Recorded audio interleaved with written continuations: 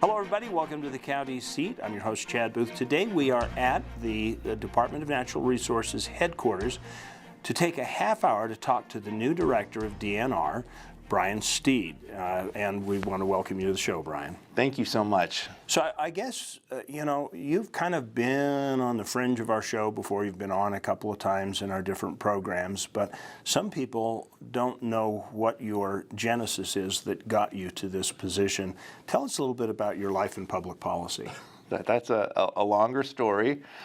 Before I get into that, Chad, I want to say thank you to you and your dedication to these issues, because I think those of us that are passionate about it, we watch the county seat. We enjoy the perspective that you can provide, and there's nothing else like it. So thank you so much. I'm going to blush. Well, I'm already blushing. Well, thank you. Thank you very much. As for me, so I've worked in the public policy space for a little bit now. Some years ago, I was a deputy county attorney in Iron County, Utah. Really enjoyed that and decided that I was going to go back to school and get a PhD in public policy.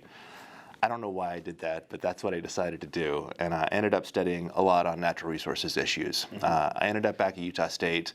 And actually, the first time I was on your show was as a professor at Utah State talking about that's right. the economic impact of wilderness. So that's been a long time ago. But that was before you went to work for, I forgot all about that. So that's been a while back. Yeah. My career took a little bit of a change when I met a guy named Chris Stewart, and I was asked to run his campaign. I ran his campaign, and I served as his chief of staff for almost 5 years in Washington, and then was able to take a job with the administration as the deputy director of policy and programs of Bureau of Land Management. I worked there for 20 months or so, and that was day-to-day, always dealing with some of the most high conflict areas in the public lands space. I can just imagine. And so did that, and then I was really honored when the governor was kind enough to extend an offer to replace Mike Styler as the executive director of Department of Natural Resources. As a native Utahn, I can't imagine a better place I'd rather be. We were talking about that on the way over here today, looking at the path of the directorship and looking at the candidates. There's several highly qualified people that would have done a great job, but I don't think anybody, I understand exactly why he made that offer, because you do have a unique set of experiences and a perspective that really understands Utah and its resources. But I guess my question is, with all that time in Washington, working from the congressional side on a lot of these issues, and we've seen you at so many of these conferences on land policy, and then to have 20 months of administration work, which probably was very challenging for a person with your perspective, because I don't think that's the general perspective in Washington. How does that prepare you for this job?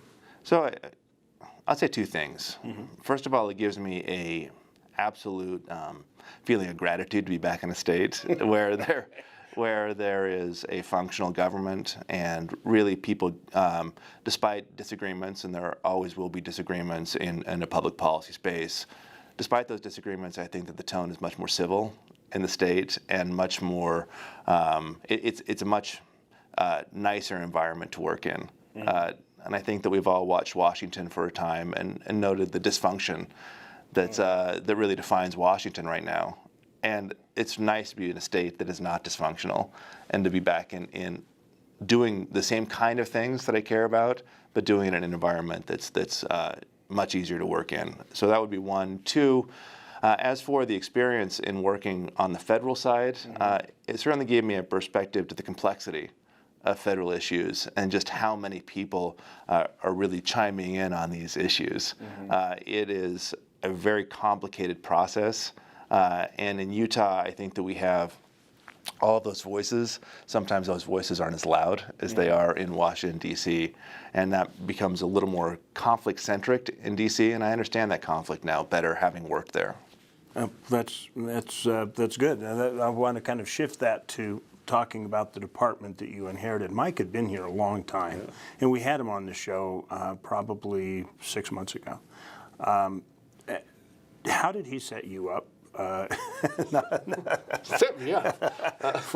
to take over this position? So Mike is a hard guy to replace. He had been here for 13 years, and I think he has just an amazing skill set on how he dealt with these issues, which are sometimes thorny. But I feel sometimes like Aaron replacing Moses. Moses had done the job for a while and done it well. But it's good, and I find the department is in a really good spot. And I'll tell you what's cool about the DNR is we deal with the issues that I think impact the quality of every Utahns life. We deal with water and water availability. We deal with state parks. We deal with wildlife. We deal with just so many things that people care about so personally and so passionately here in this state. Isn't mining under your purview as well? It is indeed. So it's part of those. It's one of 7 divisions that we oversee, and sometimes there's conflict between those 7 divisions. But to your question on Mike, he did a great job setting this up, and it's nice to take over something where. So I'd worked at the BLM, and the BLM is certainly a different experience and a lot more complicated. Stepping into the DNR is a well-oiled machine. Well, okay. So when you're, a lot of the issues that you have to deal with at a state level do interface with the federal level, and Utah's actually blessed to have 2 major positions being held by people that have been in leadership at the BLM, both PLPCO, Public Lands Policy Coordinating Office, and your office. Does that tag team of experience help us kind of leverage better outcomes for some of these situations? I think so. And it certainly gives us a much deeper understanding of processes that need to take place when you're engaging with the federal government. Kathleen Clark at PLPCO served as the head of BLM for many years, and she has this reputation of really knowing that system backwards and forwards, and it's been really fun to interact with her, even when I was in the federal government, but now in the state government, now that we're on kind of the same team, it's been a really fun experience. Well, I think we'll take a quick break here, and when we come back, I want to talk to you about some of the issues and challenges that you see that we need to address and some of the assets we have going in our favor going forward. Absolutely. All right, we'll be right back on the County Seat with Brian Steed here at the DNR.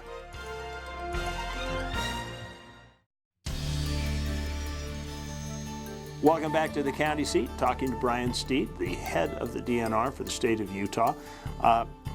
Brian, we kind of talked through the fact that you inherited a really well-functioning organization that is in a pretty good spot. What do you see as the biggest challenges that lie in front for DNR in this 7-division domain that you have? So, I think that each of our divisions has different challenges, but I'm going to go through a few things that I think that are kind of some of the ties that bind. One of the things that I think that we as a state always have to be worried about is water, and water availability, and how that works. And we have the ability here in DNR to work on 2 sides of that house, one on the water right side, and then one on the water resources side. The water right side is more interested in who really can, where the who can take water, where the allocations are. The water resources are how we get water from point A to point B. And that was a thorny issue right now because there are a lot of people that are, I know I got some notices about making claims on water rights just because I've got shares in a canal company, and I'm in an area where some people have wells, and I don't.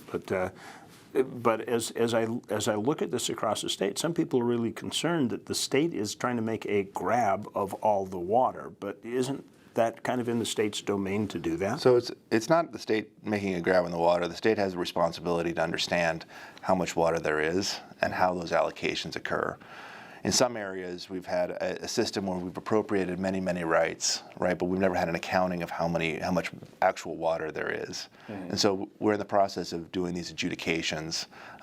Salt Lake County is one of those areas where we've been focusing and trying to streamline our adjudication process to make sure that people know what rights they have, how much water there is to take, and how much water can be used safely without depleting the resources that we have. So it is a thorny issue, and it's an issue. I mean, I think that Mark Twain says that whiskey's for drinking and water's for fighting, and I think that there's some truth in that. Anywhere in the Western United States, but certainly in Utah, which is the second driest state in the nation. So that will be an issue that we have to deal with for some time, and it's a fun issue, but it's a complicated issue as well. And so do the rural partners, do the rural people need to be worried about this, trying to figure out exactly where we are, or I wouldn't say worried, no. I would say that we would welcome engagement at every level of this so that we understand the interest at play and how people are using those resources currently. Are you concerned about Snake Valley? No. I think that there was an interstate dispute at one point. I don't know that Las Vegas has continued with the plan that they perceived that they were going to have, where they were going to pump a lot of water out of Snake Valley and take it down to Las Vegas. And right now, I think that we're in a better place than we have been in years past. I think it's something we're watching very closely, though, and it's something that we have to have an accounting of the water there. So let's flip the table a little bit and talk about water resources. Okay. This is an area that, I mean, when I travel around the state, I drive through a dirt road somewhere and I go, you could put a dam right here and you could collect some of this water. Are we past that point where new resources can be developed? No, and it depends on the different systems that we're in. Some areas are much harder to site reservoirs than others. I still think that we are very interested in finding locations that are suitable for reservoirs, and I think that we're proceeding on a variety of plans throughout the state. That being said, I think that the large-scale era of dam building, it's a lot harder to do now than it used to be. It's a lot more expensive than it used to be. And the environmental permitting process that's often part of that through the federal process, because we have so much federal land in Utah, often makes it a much more complicated endeavor than it was in years past. And so, I mean, I do have hope that there are other reservoirs to be constructed. We certainly have plans for that to happen. The question is when and where and how fast and at what cost. And I think that those are things that we're going to have a hard conversation in the state about. That's true. And then, of course, you've got the Colorado Compact, which also is kind of in flux right now.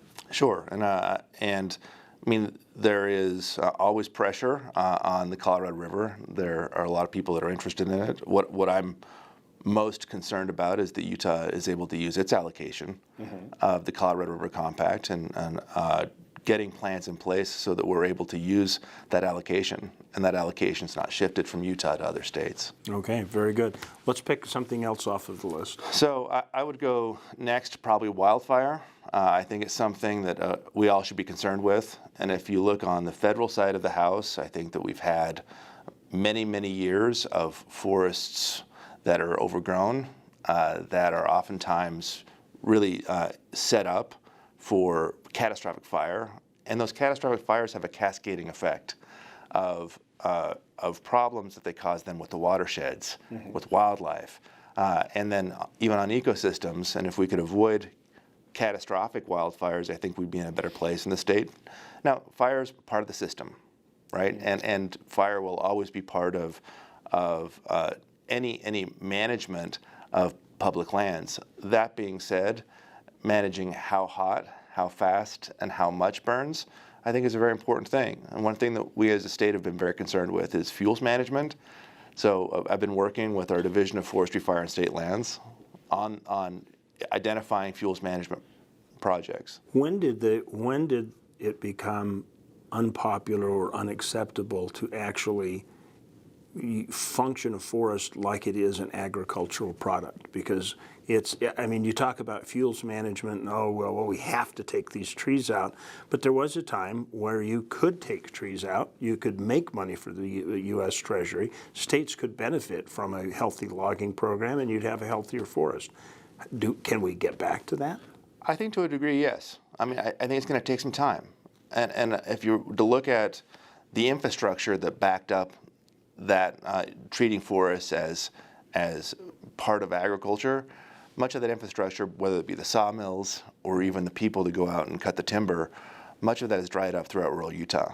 And so we've seen bids for forest lands that are really under bid because there's just not that infrastructure in place. And one thing we're very interested in doing is standing back that infrastructure up to the extent that we can and looking for other types of economic development. One great example right now is happening off the Manti La Salle, and we've worked closely with the Forest Service on this one to where they offered a very large timber sale, and that timber is not in great shape because it's been both beetle diseased as well as they've had fire through that area. Mm-hmm.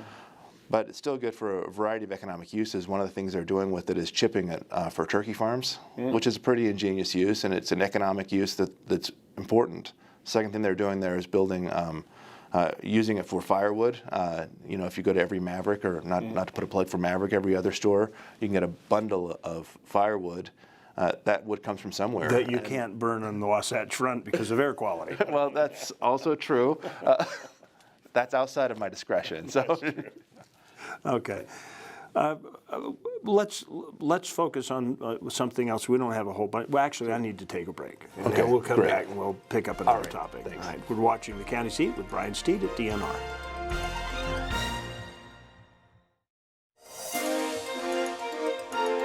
Welcome back to The County Seat. We are talking with Brian Steed, the Director of the Department of Natural Resources for the state of Utah. So we've talked about earth, we've talked about fire, and we kind of talked about water. But water and recreation have some big challenges in front of them, and you see it every time you go to the lake. Yeah. Let's talk about things that aren't supposed to be there. Yeah, absolutely. So one of the divisions, wildlife Division of Wildlife has been working very closely with Parks and Recreation on this problem of aquatic invasive species, and specifically the Quagga Mussel, which has been found in Lake Powell. It's a non-native, it's an invasive. It was brought over from somewhere in The Black Sea. Black Sea, ended up in the Great Lakes, and then you've seen this kind of transportation through mostly watercraft across the United States. It ended up in Lake Powell, and we're trying very hard to contain it to Lake Powell. The complication is it's very costly because every water intake, every boat that's put in then gets quagga infested. And quagga infested, you might get actually shells on the infrastructure, or you might have a larva or whatever else taken into your ballast. And so it becomes a bit of a challenge to make sure that that doesn't get from Lake Powell into one of our other water areas. There are only two things known at this point that can kill off quagga. One of them is just having like a week of complete dryness. And then the other, if I'm not mistaken, is getting it up to 140, or is it boiling? It's not boiling, but it's hot. Right. And putting hot water on the boats themselves will kill those. Couldn't we just detonate a small thermonuclear device in Lake Powell and just solve the problem? As the director of DNR, I'm encouraged not to do that. I think that might have other consequences that we'd prefer not to have. It's a problem, right? But I think that we need to be aggressive about it because this would be a very costly proposition if this were to get into one of our northern Utah lakes. Oh my gosh. Because you would then have all of your water systems tainted with it. And that's happened in other areas of the nation. I mean, Texas has been dealing with a similar mussel infestation, and the city of San Antonio, for instance, has had water quality problems. The water has been discolored or tastes different, and we just want to avoid that as best we're able in the state. And that's why when you come out of Lake Powell, there are these check stations, and then there's a decontamination process through there, and then there's a way that you verify before you put your boat into another body of water that in fact it's been checked. We've done pretty well this summer. We've been pretty aggressive about it, and I would expect us to be pretty aggressive going forward, simply because the costs are so high not to contain it. Do you think we were aggressive enough when we first got wind of it coming through the West? Because Idaho was much more stringent than we were originally. That's true. I don't know, and I hate to second guess. I mean, I think that the people that were making the decisions at the time did the very best they could, and unfortunately, it's one of those things that you need to have a 100% success rate, and that's very hard to obtain. Yeah. And because all it takes is one contaminated boat to get in, and that's potentially an infestation for that entire body of water. And so I mean, it's worrisome. It is worrisome. But and I know it's a complication for people to go out there, but I appreciate their patience because it's important for the state. It's important for the resources. For all of us at every use of water. Yep. Okay, we have time for one last topic. What do we need to be looking at? Well, let's talk about Parks and Recreation. Can we do that? Yeah, sure. We have some of the greatest resources on the planet in terms of our parks. I tell you that our parks in the state would be national parks if they were located in any other state. But because we're in Utah, we get to call them state parks, and I'm happy about that. And I would encourage everyone, go visit a park. It is one of those experiences where you won't regret it. And if you haven't been to a park in 10 years, you probably should go, because the entire nature of the parks has changed thanks to some good management decisions. And it's been really fun to watch, and it's been absolutely fun to participate in. And I just am really proud of the work they're doing. Our visitation's been up about 13% over the last couple of years, and that's a good news story. Should be 30%. Well, yeah. Well, but it'll continue to grow, and honestly, I think that we have just phenomenal resources that I really encourage the citizens of the state to go use. Excellent. Well, Brian, thank you for taking the time. You'll have to come back because I know there's some other things on Yep. your list we didn't get a chance to talk about. Remember, local government is where your life happens. Be involved, be part of the solution, and we'll look for you. Oh, and by the way, follow us on social media. Just click that little follow box. You can get updates on things through the week. And we'll see you next week on The County Seat.